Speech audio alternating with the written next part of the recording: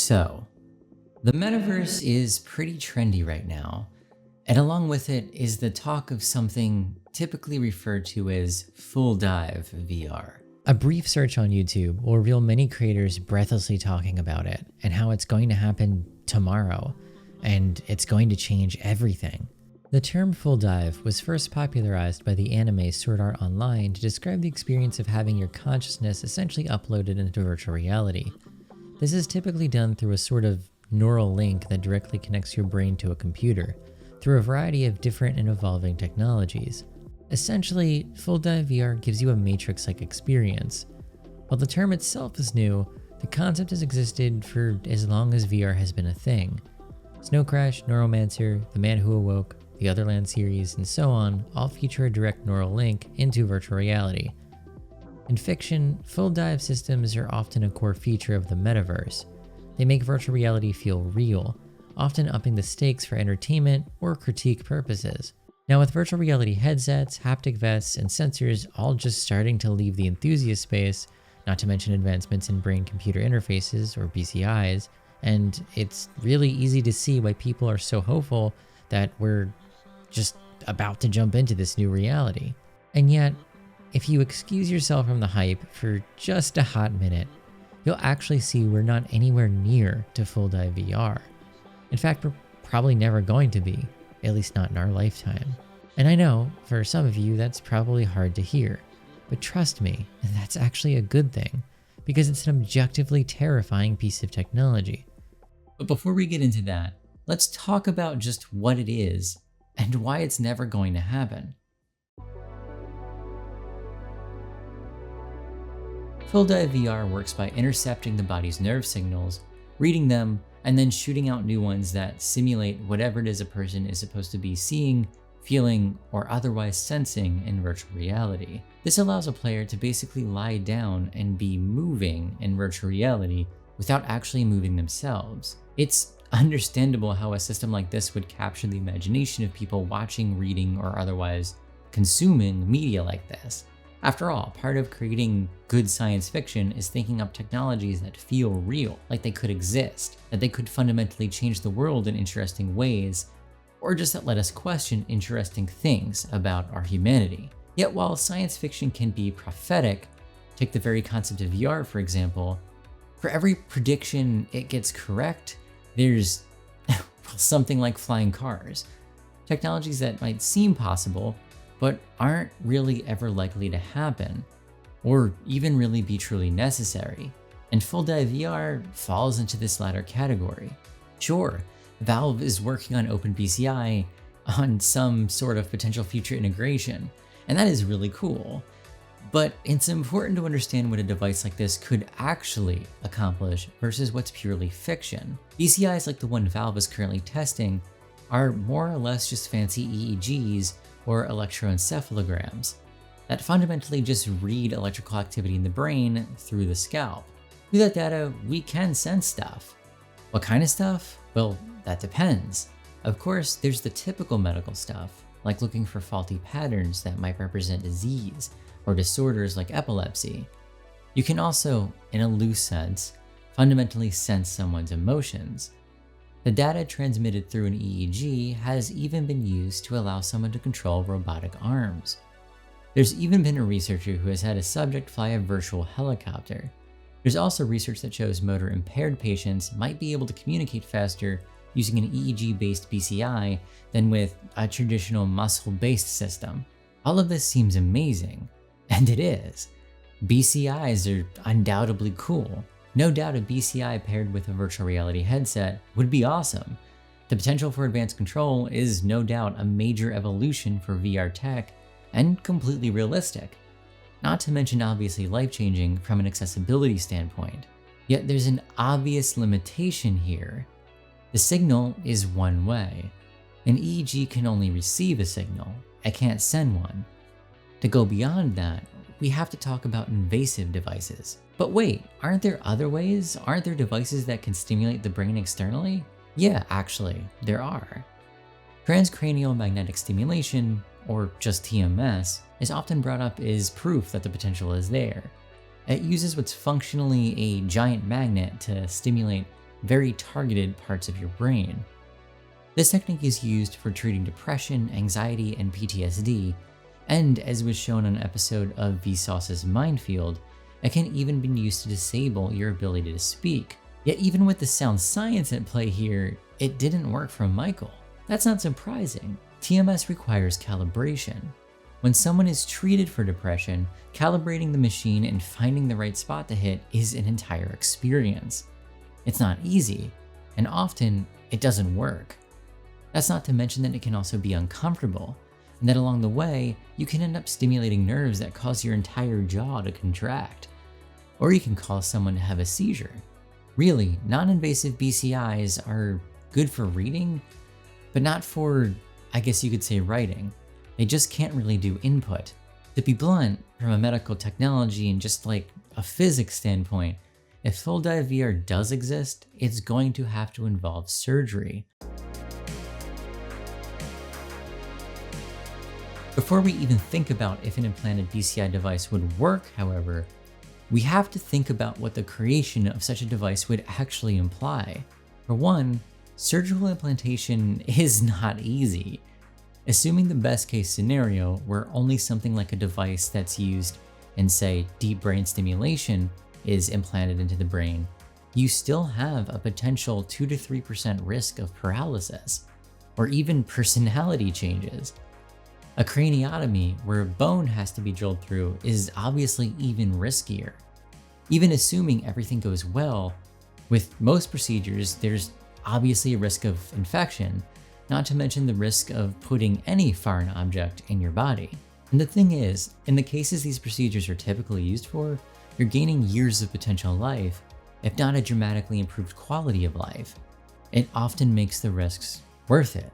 But say an implant that's just used to get what amounts to better control or graphics in a video game, not only is it hard to imagine that people would take a risk of paralysis for what amounts to improved locomotion in VR chat, but ethically, it's almost impossible to imagine. There would almost certainly be insurmountable legal and ethical battles that any potential startup would need to cross in order to bring something like this to a consumer market. And while I'm sure there's some transhumanist biohackers screaming at the screen right now, stop. Yes, Neil Harbiso did put an antenna on his head, but vibrating your skull is different than sending signals to your brain through a device that's actually implanted in your brain. It's almost impossible to imagine an ethics board signing off for a researcher or doctor to do a surgery or procedure like this. To save someone's life or improve their quality of life, sure, but to give them a brain controller, that's hard to see. And then there's the other looming ethics questions, and this is where things get sort of terrifying. We're already dealing with the world has ads dude. Do you think that suddenly stops when Facebook has a literal neural link to your cerebral cortex? Are you ready to give Zuck the keys to your brain and body? To give Facebook or whoever else a direct link to your actual brain? Such a system would have to be connected to the internet, right? Even assuming the most benevolent company in the world, think of the security risks. Even in the most controlled scenarios, presuming technology like this could exist, how easy would it be to make you feel distinct emotions, if not directly, then through perfectly realistic and curated experiences? Propaganda as it is can target your emotions and manipulate how you feel when it's external. How much does that change when you can be made to put in an entire lived experience crafted to get you to feel a certain way? This is dystopic stuff. It's the reason why this technology is often used in sci-fi in the first place, is it helps us put parts of our society, like being bombarded with ads all over the place, under the microscope. Theoretically, a full dive system isn't an entertainment device, it's basically mind control. I mean, what else do you call a device that literally makes you think something? That's what a full dive VR device would be, after all. It doesn't just present an image in front of your eyes and you interpret it. It dumps the image directly into your brain, likely with some pre-built interpretation thought matrices for you or something. You think Skinner's box type games are bad now? Just imagine how bad they'll be when they can just dump drug levels of dopamine straight into your body. Do you think that such a device wouldn't be taken advantage of by corporations who already are spending billions of dollars to try and influence your thoughts? And that's to say nothing about the potential for such a device to read your thoughts. It's not unreasonable to believe that companies would be able to see precisely how you respond to stimuli. They know you better than you would. That's a horrifying thought, no matter how much that reality already exists through data analysis and profiling. This would be a terrible evolution of that. Once again, this would take it to dystopic levels. We already struggle with questions of privacy in tech. Something like an invasive BCI would be ludicrously ethically dangerous. It's unlikely that such a device would be brought to market in a completely disconnected, tracker-free, Electronic Frontier Foundation approved form. Realistically, BCIs in this style would have to have some sort of government regulation to be both safe and not stealing your brain signals. Yet the government can barely understand the internet as it is, and is woefully unprepared to deal with the modern consequences of mega tech companies like Google or Facebook. How in the world would they be prepared for something like this? They wouldn't, and it would be a complete nightmare. The data that would be collected on you would be unlike anything before, and the potential for abuse would be almost more damning than anything else. But okay, fine. Let's say you don't care about the ethics, you don't care about the risks, you just want to get into virtual reality, you want your brain to be on a computer. Whatever, fine. Not only is something like true full dive VR currently technically impossible, it's also, how can I say this, philosophically challenging. Silicon Valley tech gurus tend to treat the brain like a computer. This assumption has leaked into the public consciousness. People tend to think that you could just, say, pipe into the brain electronic signals, much in the way that your video card sends a video signal to your monitor. But while we can send rudimentary data to your optical nerve, for example, not only are the results, well, not great, but something like a true full dive VR solution seemingly integrates on a higher level than that. They aren't dumping data into your brain, but rather interfacing with your very consciousness to create a reality just as real as our own. This is something that I feel is continuously overlooked by people who obsess over this sort of thing. It's one thing to display a picture of a red chair in front of your eyeballs and say, hey, that's a red chair. It's another thing to entirely tell your brain, bypassing your eye, that there is a red chair right there and that this is subjectively what it looks like. Those don't seem like a big difference, but when you think about it, they are. It's displaying an image versus implanting the conceptual red chair directly into your brain. When you break down what you're asking a system to do, it's almost mind-boggling. Like, look around the room right now. Not this room, the room you're in. What you're seeing, the way you feel, how your skin feels, just everything about it is being processed by numerous inputs in your brain to form a continuous, coherent reality. That entire process really isn't exactly well understood. We aren't even sure if a technology would even be feasible in a meaningful way. It's not a matter of processing power, it's a matter of understanding how the brain works and processes information.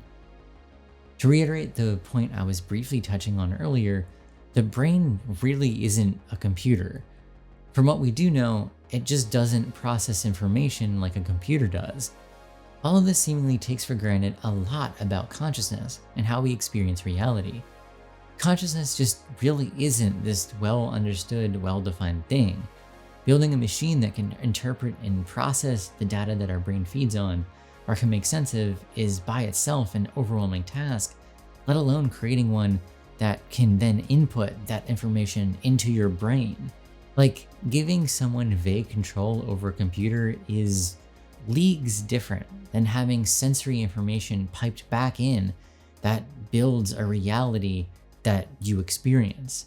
We are nowhere near that, even from a theoretical or conceptual level. We don't even really have a conceptualization of how that would be done, let alone the technology to actually do it.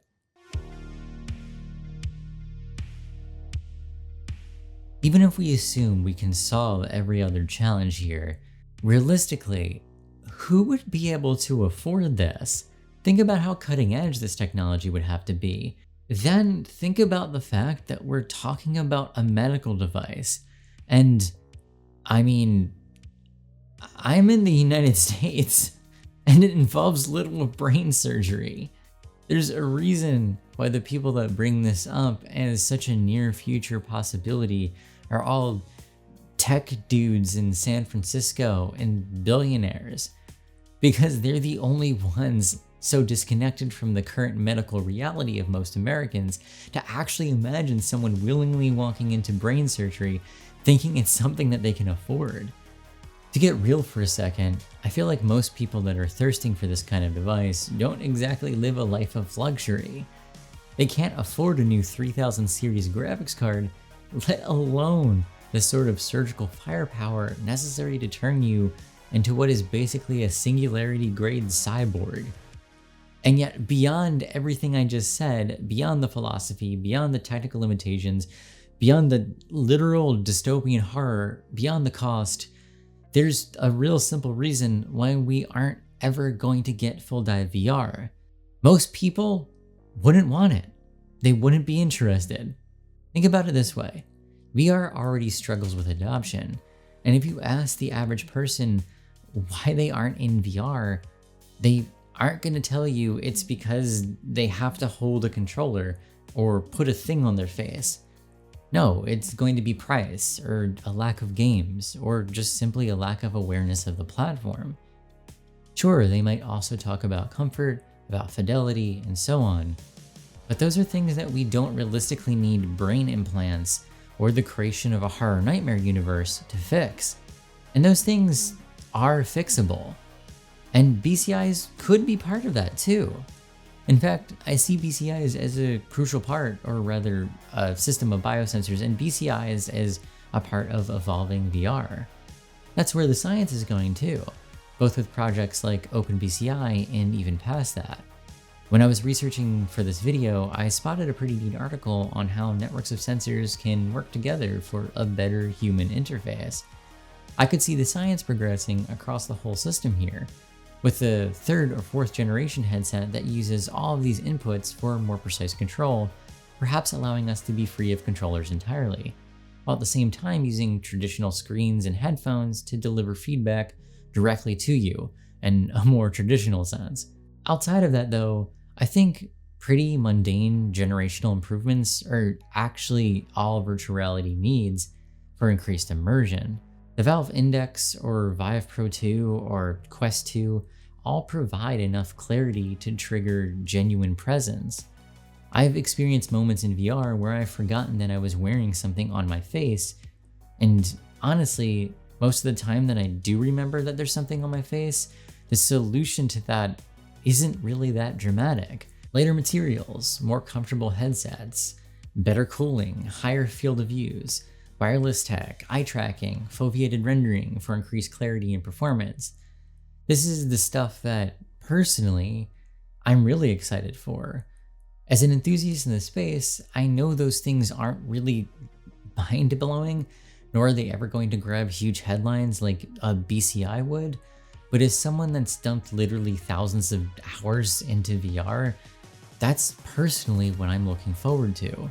Now please, don't hear all this and assume I'm saying that we should stop working on invasive BCIs or this technology in general.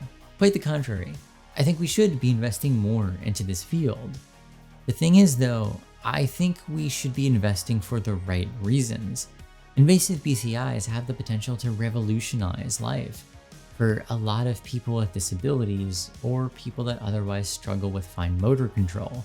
We shouldn't be dumping money into these things with the thought that they'll lead to a better controller, but rather because they could genuinely improve people's lives one day.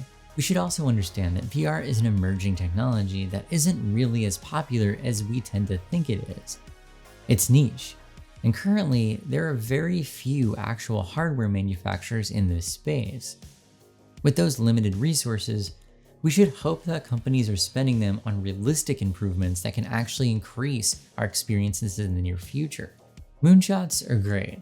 They get everyone's imagination going, and they tend to bring a lot of attention to the space. At the same time though, typically technology just evolves through gradual processes. It's usually not one giant leap forward so much as it's just things gradually improving over time.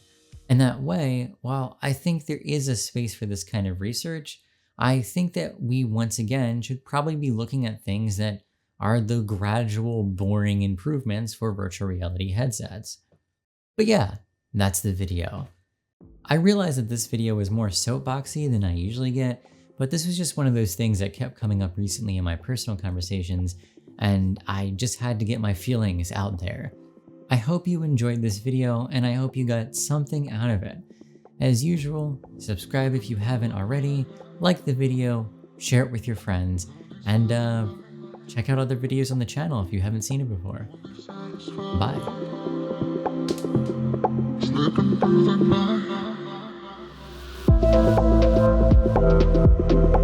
night.